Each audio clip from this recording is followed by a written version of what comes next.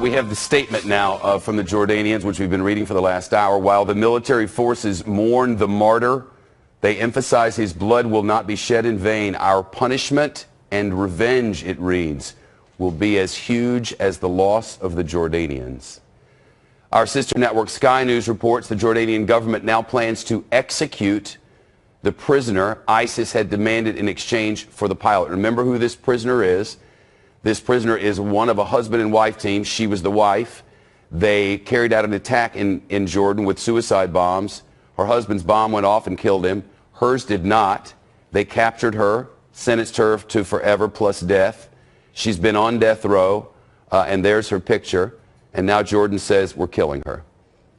Let's bring in Edward Skip Ghanim, former U.S. ambassador to Jordan. He's now director of the Middle East Policy Forum at George Washington University. Mr. Ambassador, thank you. Thank you. There are two thoughts about what will happen now. One is we know there will be pressure on Jordan's King Abdullah in a big way from many in his constituency.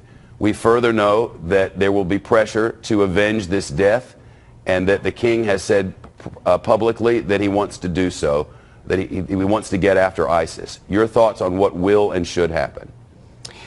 Well, Shep, this is a tragedy. It's just awful. And I lived in the country. I know the people, and I know the king and government. And this will all be felt very personally, as you've reported already.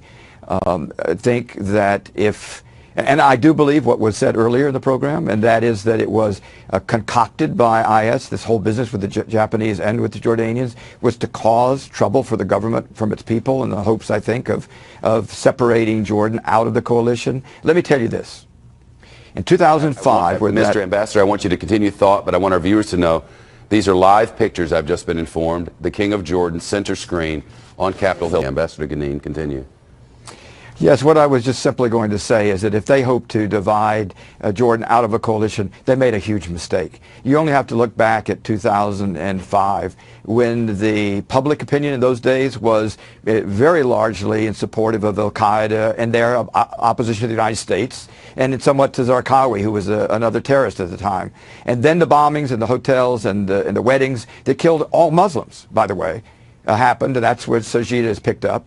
The public opinion changed dramatically. It went from like 80% down to low 30s in support of any of it, and totally supporting the government taking drastic action. And I predict that that will be the reaction in Jordan today.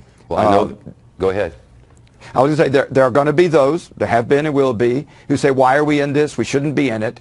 But what I would answer to that is that the Jordanian people and the government have been fighting terrorism for almost all of their existence.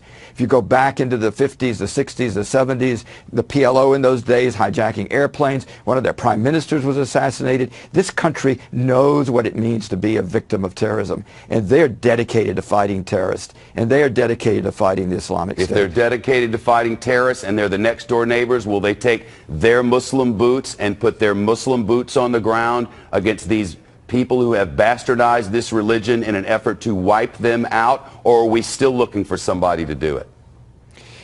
Well, I think in response to your question, they've got boots on the ground, but they're probably in the intelligence service, and they're probably in cover, doing covert work, which is vitally important. You know what I mean? Someone's got to send a message at some point that the world will not stand for this. And you can't have America, the current wisdom seems to be you can't have American boots killing Muslims on the ground. They got to go over there and take care of a problem that began there and needs to end there. Are the Jordanians up to it?